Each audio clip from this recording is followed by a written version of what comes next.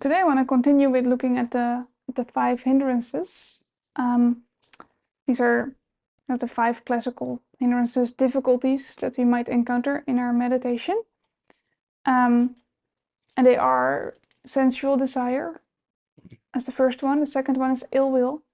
The third one is together two different things, sloth and torpor. And the fourth one also has 2 aspects, restlessness and worry. And then the fifth one is doubt. And so last time I was here, I gave an introduction to these 5 hindrances, and I offered reflections on the first hindrance, sensual desire. And today I want to talk about ill will. And like I said last time, the hindrances are going to be part of our practice, of our life as well. It's not like a personal failure when they show up. It's just something that we can work with, that we can investigate, that we can learn from. And so we all experience ill will at times. And I want to reflect on that translation. The Pali word, so that's the language in which some of the Buddhist scriptures were written down in. So that word is Vyapada, Vyapada. And it's translated in different ways. So ill will is one translation. Aversion, for example, is another translation. And so it's kind of that range of experience. And the translation ill will really kind of points to this hostile aspect of the mind, about like wanting to harm. You can see it as the opposite of goodwill. And sometimes the metta, the loving kindness, is translated as goodwill.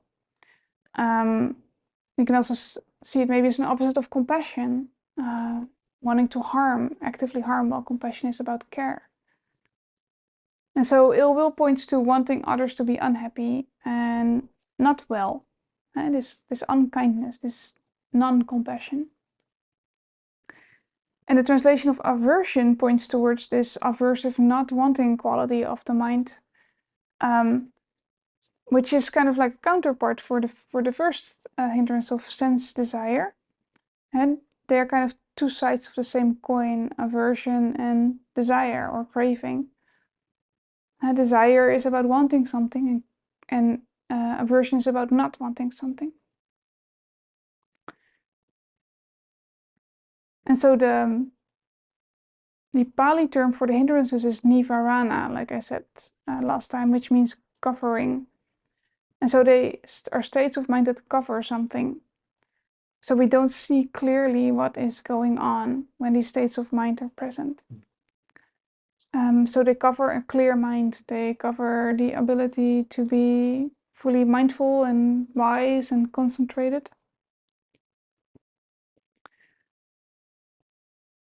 And so this Vyapada, this ill will or aversion, can be really subtle. It can be ranging from the subtlest feeling of annoyance to the most intense hatred or wanting to do harm that we can imagine.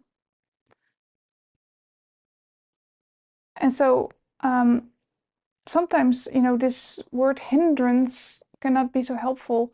And also with ill will, with aversion, we can maybe see it not so much as a hindrance, but as an opportunity to learn and grow. And we can learn from this tendency to have ill will or aversion. And it might help us to gain this insights into the mind that might be in the long term freeing, liberating.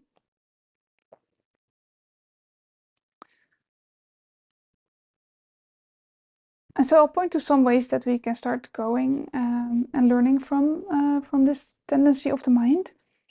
And the first one is universal for all of our practice, which is to observe it, to just know that it has arisen, know that there is aversion or ill will or one of their cousins. And other types of aversion or ill will could be also anger or anxiety or sadness even. So we can name it, we can label it, notice it, noticing, it's present now. There is not wanting, there is this pushing away quality of the mind. Like, I really don't want this, or I really want to push this away, and that kind of energy. And just noticing it can sometimes create some distance to what is happening, a little bit of kind of breathing room. And like the other day, I was a little grumpy. It sometimes happens. And I noticed, like, for myself, oh, grumpiness is unpleasant. Well, it's present and it's unpleasant. And I also noticed that I really didn't want to feel grumpy. And so this layer of aversion was on top of the grumpiness. And so that is very useful to see, like, oh yeah, this is what is happening. And, you know, if we don't see it, then there's no opportunity to learn from it. So then it's just kind of this unconscious habit, unconscious thing happening. So this observing is kind of the first step that we always need, else nothing else can happen. And the Buddha offers these similes in the suttas for each hindrance, and those are about the bowl of water that is in some way not clear. Like the one for sense desire was that there was dye in the water, so it was colored, so you couldn't see clearly your own reflection. And I want to read the simile for ill will. Suppose there is a bowl of water being heated over a fire, bubbling and boiling. If a man with good sight were to examine his own facial expression in it, he would neither know nor see it as it really is.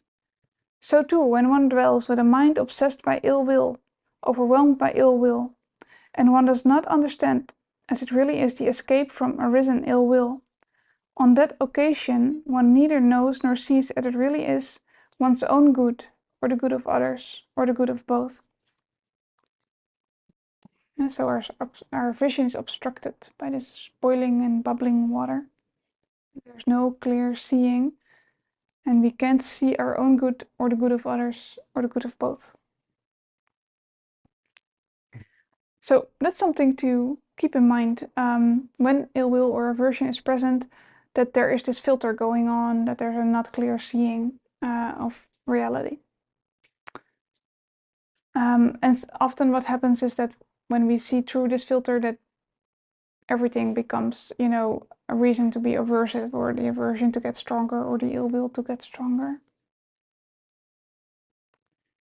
And like, maybe you can relate to being on hold for an hour with one of those service representatives, and some ill will might arise.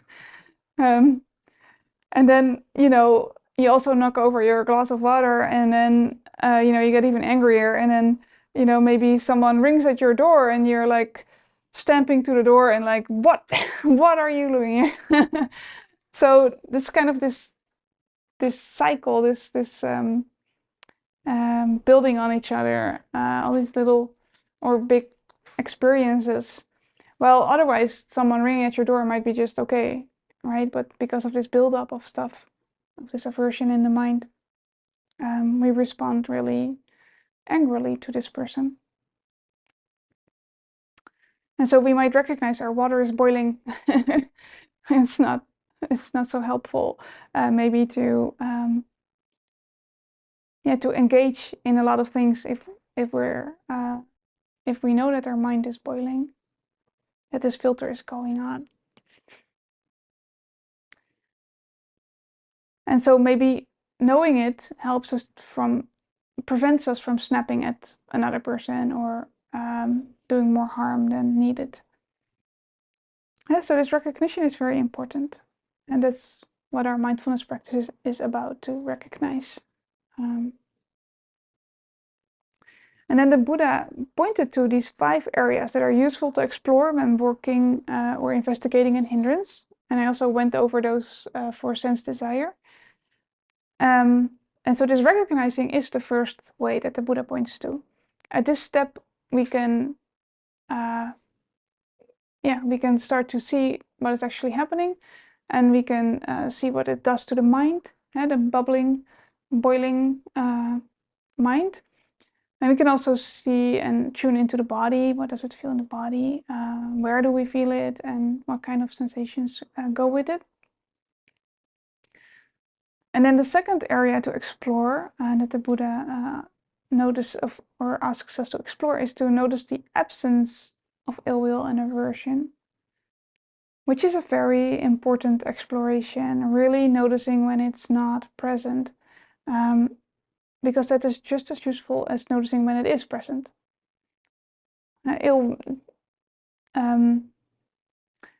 Noticing that it's not present will aid to this learning and growing as well, because we start to tune into like what causes and conditions lead to it being there and what lead to it not being there. And when it's not there, we can also delight in it. A mind free from ill will or aversion. And we might even experience the opposites of ill will, like kindness and compassion and contentment. Those are all very wholesome states of mind that we can savor and we can relish in, which is also kind of a wholesome thing to do, to savor that. And then a third way to explore ill will or aversion is to explore how it arose. So if it has arisen, like look at the causes and conditions of why does it arise.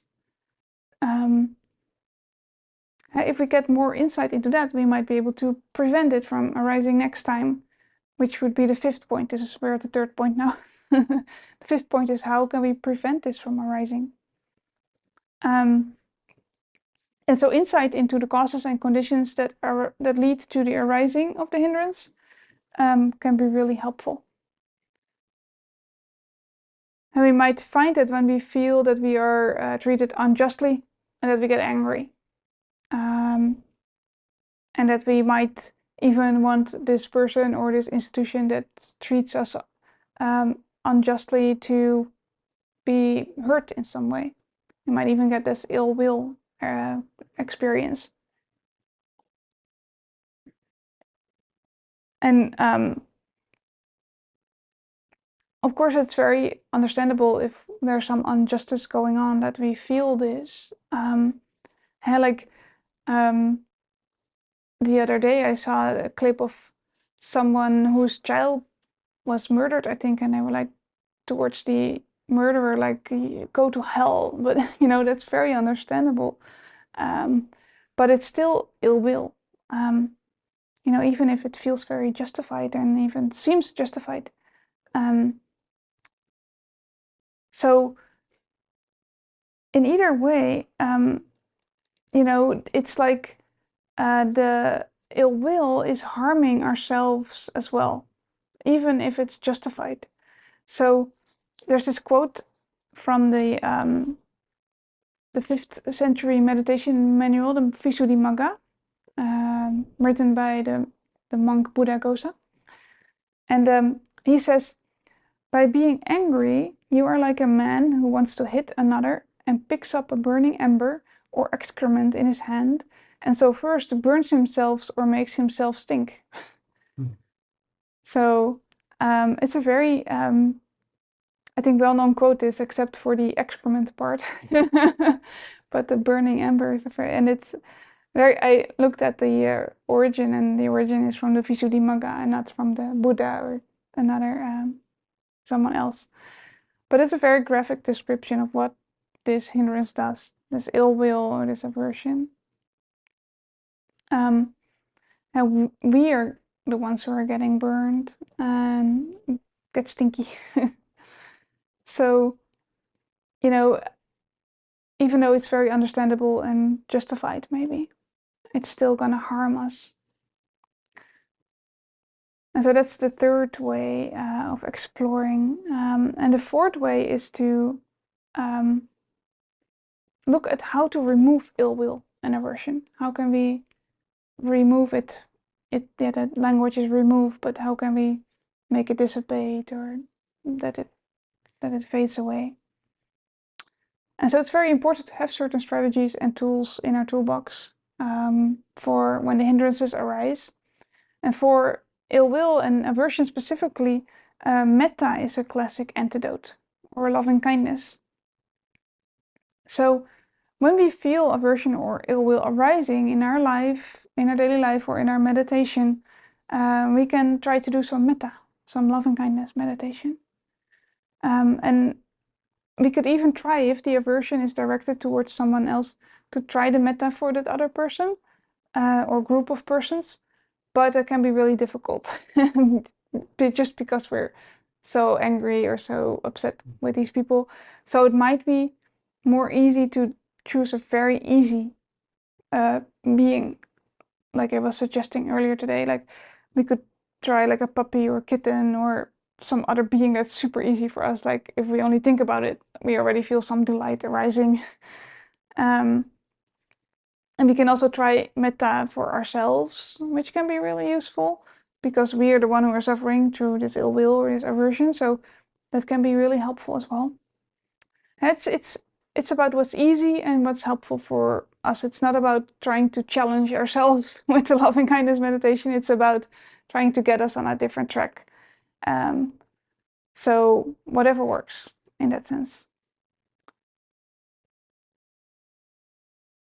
And sometimes this metta can be maybe a little bit like spiritual bypassing. So, avoiding the feeling of the ill will. So we need to kind of balance ourselves, like see what's useful in each situation.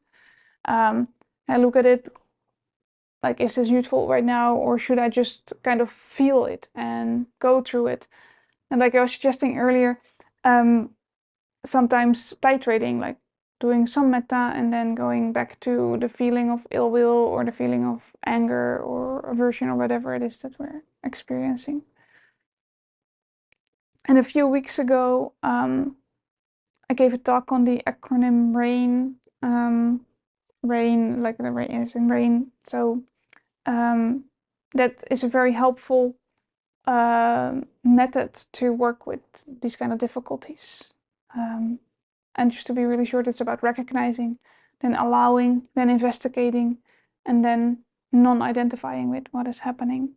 And I go into a lot of depth on that talk, which is on the website.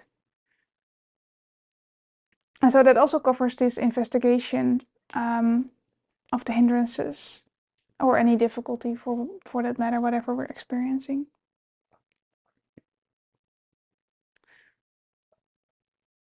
And so when we're working with the aversion or the ill will, and it actually dissipates, like what we're trying to remove it, between quotes, dissipates, and then we can delight in it dissipating. We can really notice it and savor it, like I was saying earlier. Like if it's not there or if it's dissipating or getting less, we can kind of celebrate it in a way. And in this way, we're creating a positive feedback loop if we're also savoring what is happening. And so don't miss these moments, these times when it does dissipate or gets less. And then the fifth way of working with the hindrance is to explore how to prevent it from arising again. And so that's what I was saying earlier. This will be kind of a result from these first steps that we've done by learning and understanding the first step, recognizing it, recognizing the patterns that arise, the patterns and conditionings that are underlying the aversion and ill will. In this way, we start to understand how to prevent it in the future. And then the mind might gain more and more wisdom. And then at some point, the mind, it's not us who's doing that, but the mind gains this wisdom out of all this information that we're gathering.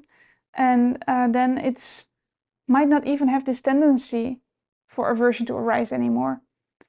And like when we see a simple, small thing would be when we see over and over again that aversion arises when we're driving, like someone cuts us off or someone's going really slow on a single lane road, or other things that might annoy us. And we start to see our thoughts about all these kind of events when we're driving, and we start to see how they arise in these specific situations, how the aversion arises, and the frustration and the emotions and the feelings that come with all of that. And then we might start to see that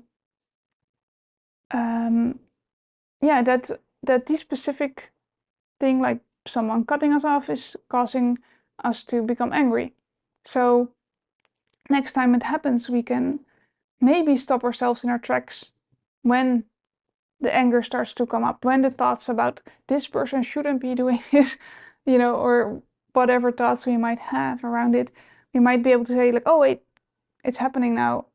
Let me stop here. Let me not think any more thoughts about this. And maybe even use that antidote of metta. Send some metta to that other person. And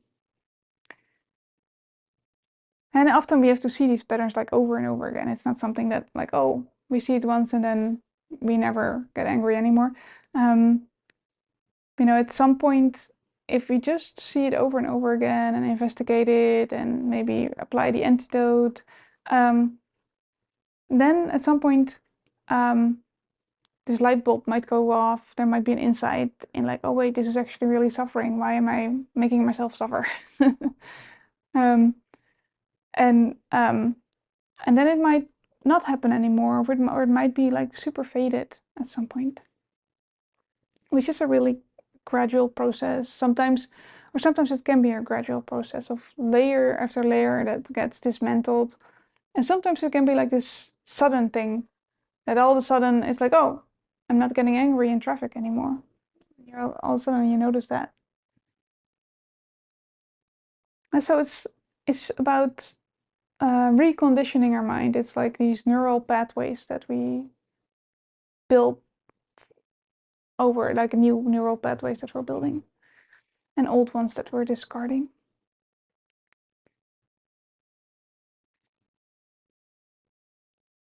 And we're basically building more and more new pathways of kindness and care and compassion.